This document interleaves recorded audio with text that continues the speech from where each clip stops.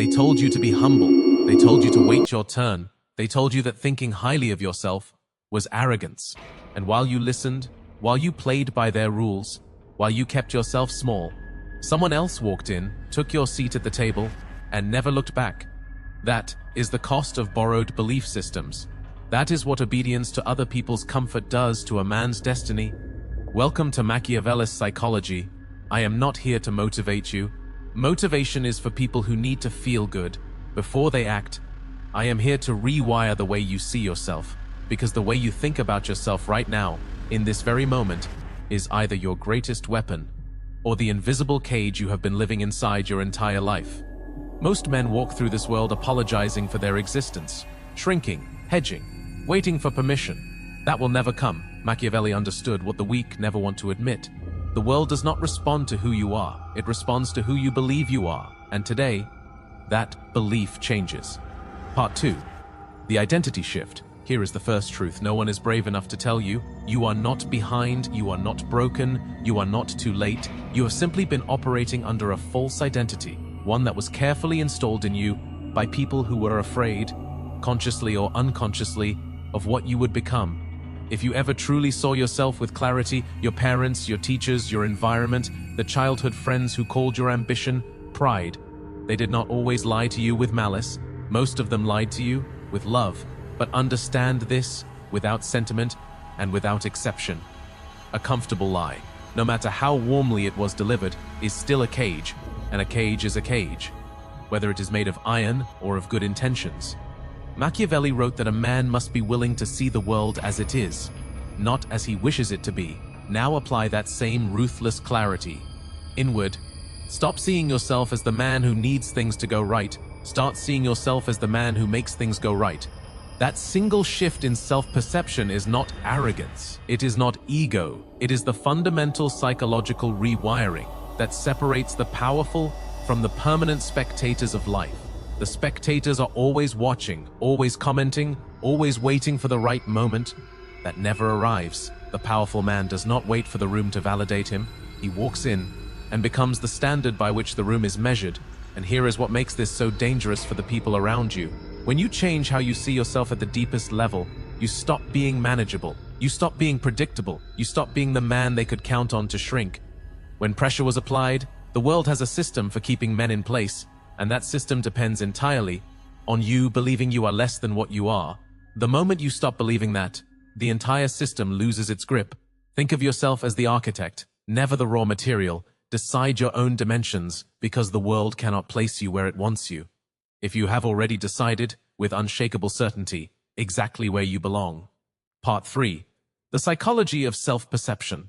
Let us talk about what dark psychology already knows, what the manipulators, the power brokers, the ones who move silently at the top of every room have always known, and what they pray every single day, that you never figure out.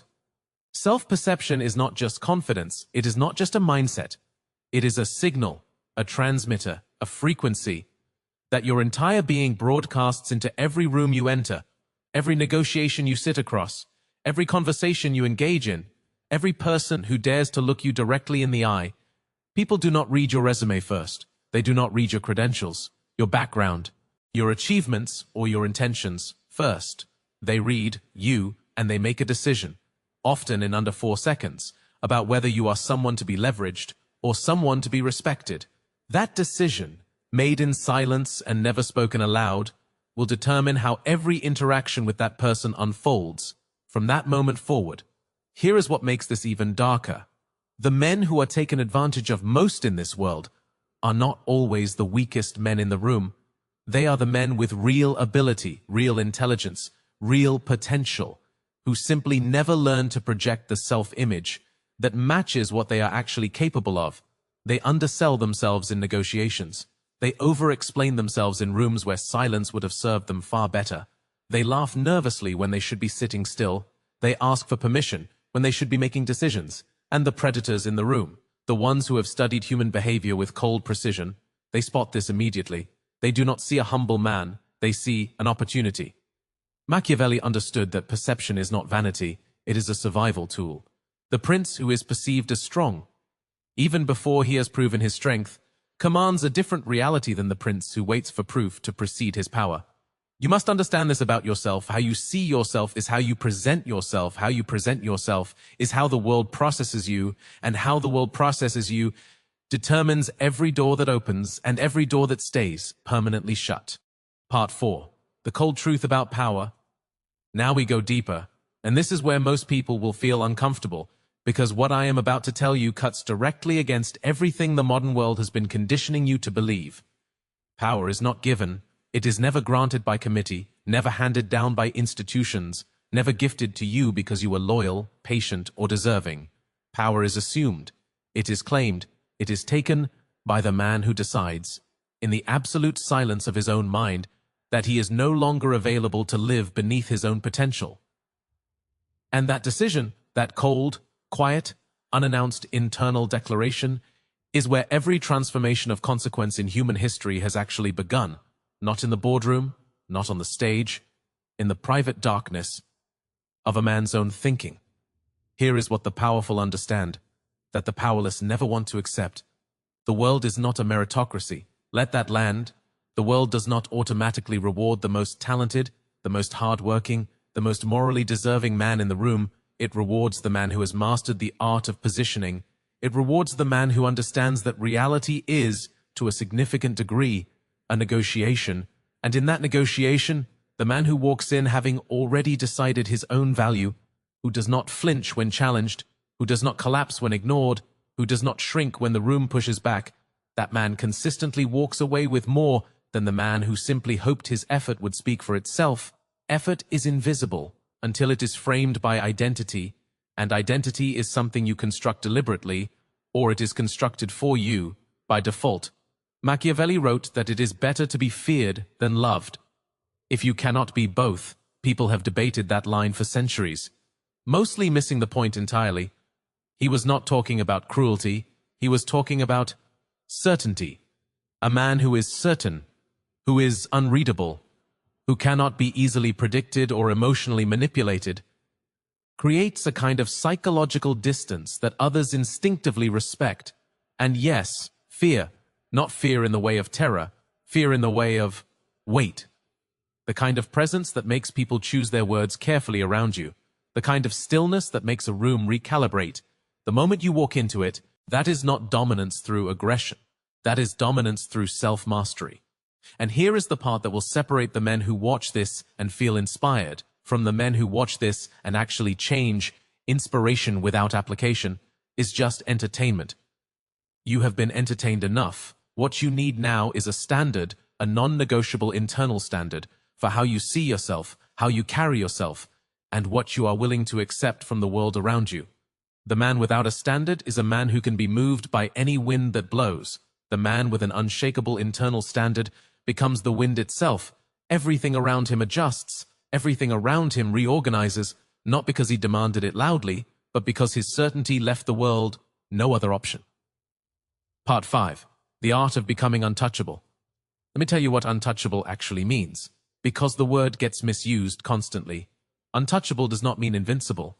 It does not mean immune to pain or beyond consequence.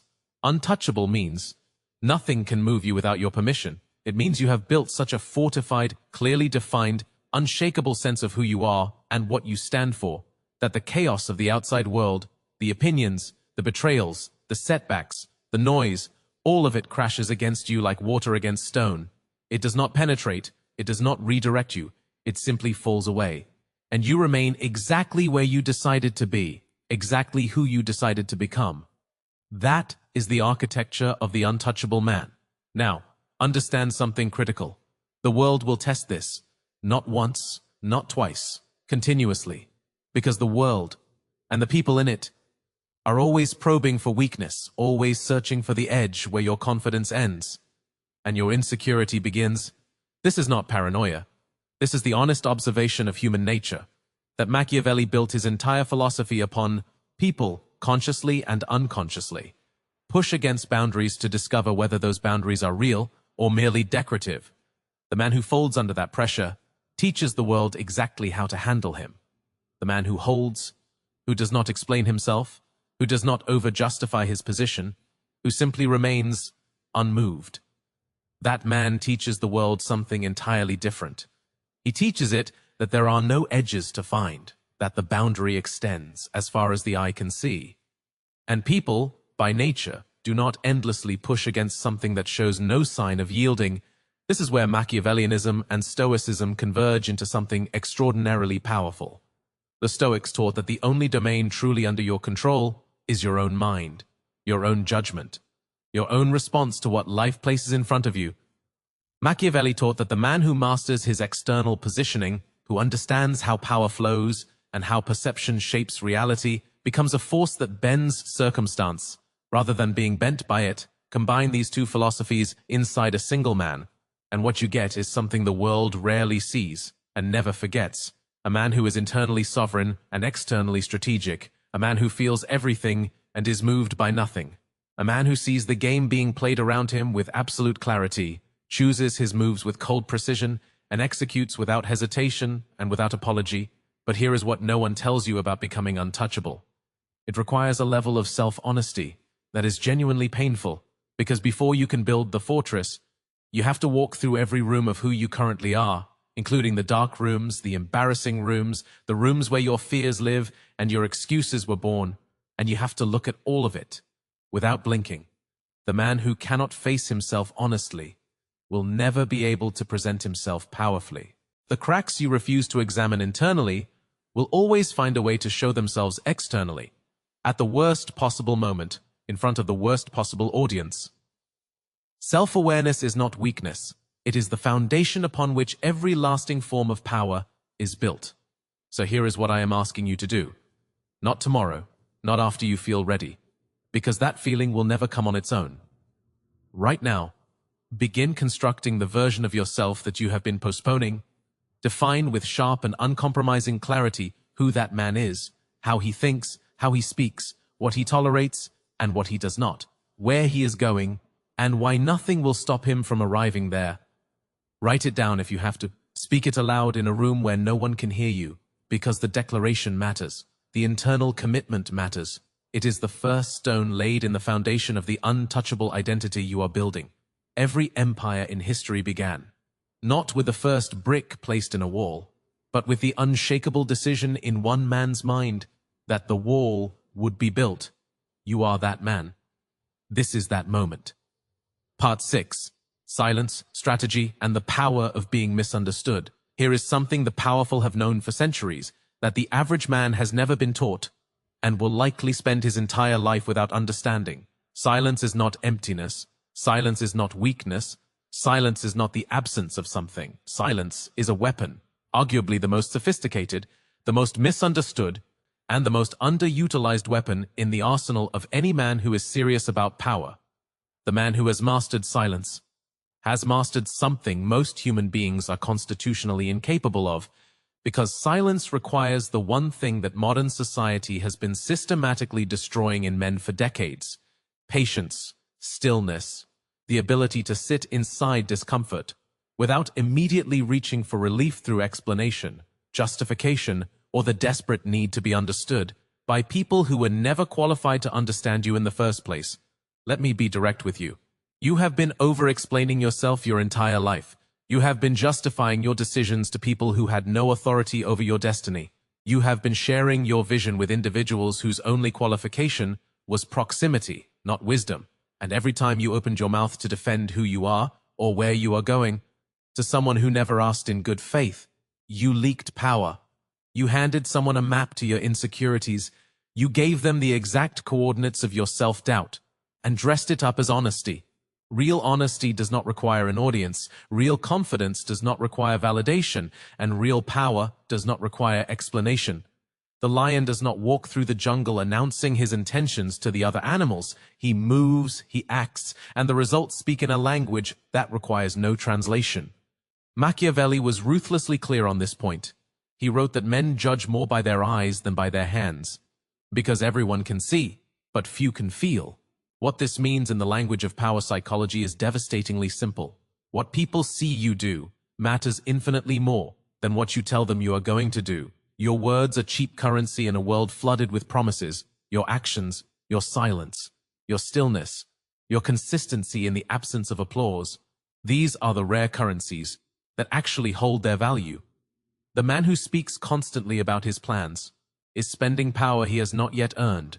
The man who moves in silence and allows his results to arrive before his reputation does creates a kind of mystique that no amount of self-promotion can manufacture. And now we must address the part of this that will be the hardest for you to accept. Being misunderstood is not a problem to be solved. It is a price to be paid. Every man who has ever operated at a level above the crowd has been misunderstood by that crowd. They called him arrogant. When he was simply certain, they called him cold. When he was simply disciplined, they called him antisocial. When he was simply selective, they called him lucky. When he was simply prepared.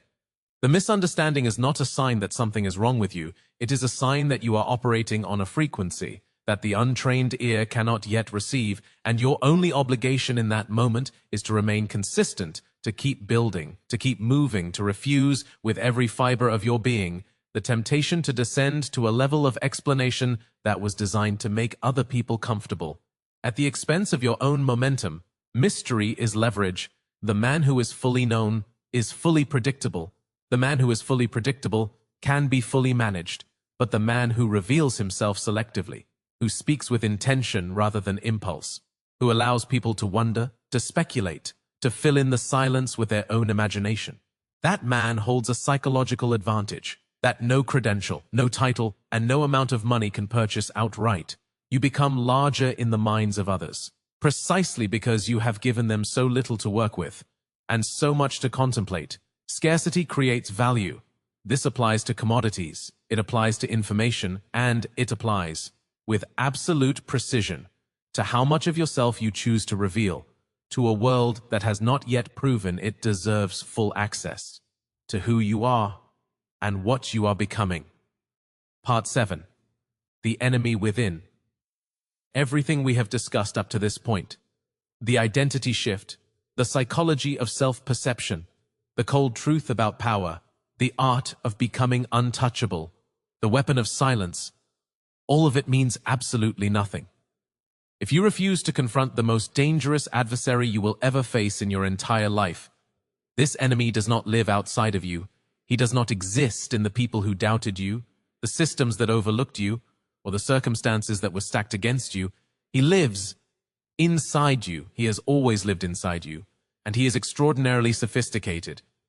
Because he does not attack you with aggression. He does not come at you loudly or obviously. He comes at you quietly, reasonably, and often in a voice that sounds frighteningly similar to your own. He is the version of you that kept you small, the version that convinced you to wait, the version that dressed fear up as wisdom and called hesitation careful thinking, the version that whispered you are not ready, every single time you stood at the edge of something that could have changed your life. This internal enemy is the product of every limitation ever placed on you, that you eventually stopped fighting and started believing. It is the accumulated weight of every time someone told you no, and you accepted that no as a final verdict, rather than a temporary obstacle.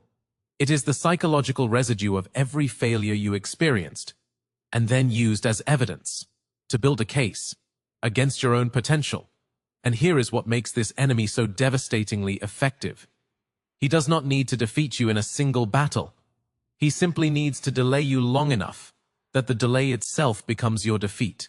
He needs you to wait one more day, one more month, one more year, until the accumulated weight of waiting has quietly crushed the ambition out of you so completely that you forget it was ever there.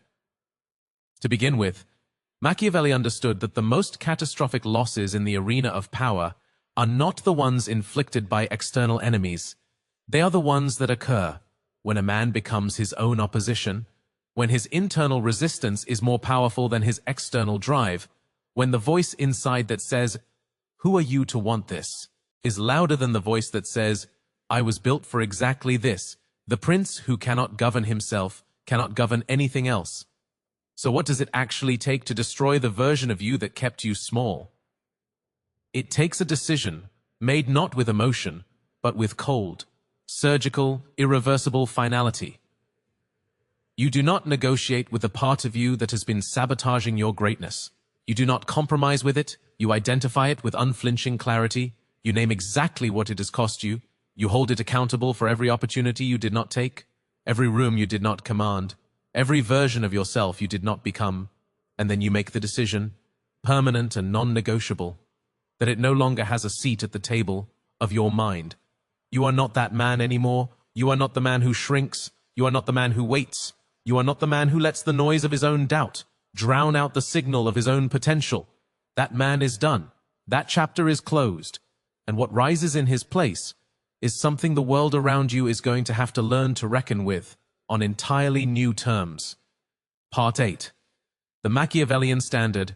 Now we arrive at something that most self-improvement content will never take you to, because most self-improvement content is designed to make you feel better, not to make you more effective, and there is a profound and consequential difference between those two things. Feeling better is temporary, being more effective is structural. Feeling better requires external stimulation, a motivational video, an inspiring quote, a moment of emotional elevation that fades by Tuesday morning. Being more effective requires something far less comfortable and far more permanent. It requires the adoption of a standard, not a goal, not a vision board, not an affirmation, a standard. And understanding the difference between a goal and a standard is one of the most important cognitive shifts you will ever make. In your pursuit of genuine, lasting, unshakable power, a goal is something you reach for. A standard is something you refuse to fall below. A goal exists in the future, which means it is always at a distance, always slightly out of reach, always dependent on circumstances aligning in your favor. A standard exists right now, in this moment, in every decision you make, every boundary you enforce, every situation you choose to engage with or walk away from.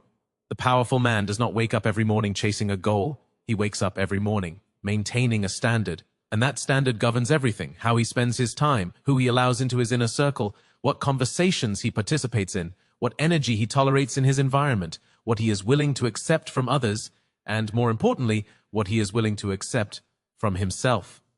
The standard is the architecture of his entire existence, and it is non-negotiable in a way that goals simply never are. Machiavelli observed that the greatest leaders in history were not the most talented men of their era. They were the men who held the highest standards for themselves, and then created environments, alliances, and systems that enforced those standards. Relentlessly, they understood that talent without discipline is potential that never matures, that intelligence without direction is energy that dissipates, that ambition without a governing standard is a fire that burns everything, including the man who lit it. The Machiavellian standard is not about perfection. It is about direction. It is about the absolute refusal to drift, the refusal to let a bad week become a bad month, the refusal to let one compromise open the door to a cascade of compromises that slowly dismantle everything you have built inside yourself. Here is what living by a Machiavellian standard actually looks like in practice, stripped of all romanticism and delivered with the cold clarity this philosophy demands. It means you are the hardest person in your own life to satisfy. It means you hold yourself to a level of accountability that you would never need to impose on others, because you impose it on yourself first. And without mercy, it means that mediocrity is not a phase you pass through on the way to greatness. It is an identity you reject so completely that it no longer feels like an option. It means you build your day, your relationships, your decisions, and your environment around the man you are becoming, rather than the man you have been.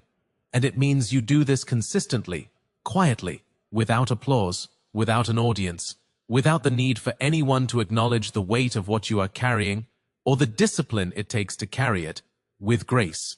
Because here is the final and most powerful truth about the Machiavellian standard.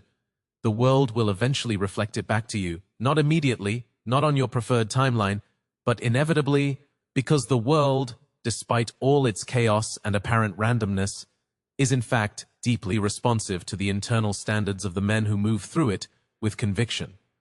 When you raise your standard, you raise the quality of everything that is able to reach you, the opportunities that find you, the people who are drawn to you, the results that begin to accumulate around you. The world does not rearrange itself for the man who wishes things were different. It rearranges itself, slowly, and then, all at once, for the man who has decided, at the level of identity, at the level of standard, at the level of non-negotiable internal law, exactly who he is, and exactly what he will, and will not, accept from life. Part 9. The world rearranges itself. This is the part where everything converges, where every truth we have built across this conversation arrives at a single, undeniable conclusion. The conclusion that Machiavelli understood, that the Stoics understood, that every man who has ever risen from obscurity to consequence has discovered, not through inspiration, but through lived and often painful experience. When you genuinely, fundamentally, and irreversibly change the way you think about yourself, the world does not just respond, it rearranges, not metaphorically, not poetically, structurally. The actual concrete reality of your daily life begins to reorganize itself around the new frequency you are broadcasting. The opportunities that were always present but invisible to your old identity suddenly become visible. The people who belong in your next chapter begin appearing, while the ones who belonged in your last chapter naturally begin to fall away. The doors that seemed permanently closed reveal themselves to have simply been waiting for a knock from a man who believed he had the right to enter, understand what is actually happening when this shift occurs. It is not magic. It is not the universe conspiring romantically on your behalf. It is something far more precise and far more powerful than that. It is the mechanical, inevitable consequence of a man operating from a new and higher internal reference point. When your self-perception changes, your behavior changes. When your behavior changes, your decisions change. When your decisions change, your actions change. And when your actions change, with enough consistency, enough conviction, and enough cold strategic intention behind them, your results change. And changed results, compounded over time, produce a changed reality. This is not mysticism. This is the physics of personal power, applied with Machiavellian precision. But here is what you must understand about this rearrangement. It will not always feel like reward. In the early stages, sometimes it will feel like loss. People will exit your life who cannot match your new standard. Situations you once tolerated will become unbearable, because your identity has outgrown them. Comfort zones that once felt safe will begin to feel like suffocation, because the man you are becoming cannot breathe in the spaces the old you was content to inhabit. Do not mistake this discomfort for failure. It is not failure, it is friction. It is the necessary resistance that accompanies every genuine transformation of consequence. The snake does not mourn the skin it sheds, it moves forward, new and unburdened, into territory it could not have accessed before. You are in that process. Right now, the shedding is not the end, it is the beginning of the version of you that the world is about to meet for the very first time. Part 10. The final decree. Become what the world cannot ignore. This is where it ends, and this is where you begin. Everything you have heard across these 9 parts was not philosophy for the sake of philosophy. It was not intellectual exercise or motivational decoration. It was a dismantling, a deliberate, surgical dismantling of every false belief, every borrowed limitation, every comfortable lie that has been standing between you and the version of yourself that was always meant to exist. You came into this as one man. If you were truly listening, if you allowed every word to land where it was aimed, you are leaving as something different, something sharper, something quieter, something that the world is going to have to reckon with. On entirely new terms. Machiavelli did not write for the masses. He wrote for the man who was ready, the man who could handle the cold truth, delivered without sentiment, without softening, without the warm padding of false comfort. That man is you, that has always been you. The only thing that ever stood between you and your own power was the way you chose to think about yourself. And now, that choice has changed. The thinking has changed. And as we have established with cold and unshakable certainty, when the thinking changes, the world rearranges itself accordingly. So go now, move in silence, build without announcing, rise without permission, and become so undeniably, so completely, so powerfully yourself that the world has absolutely no choice but to make room for you, because it will, and it already knows. You are coming.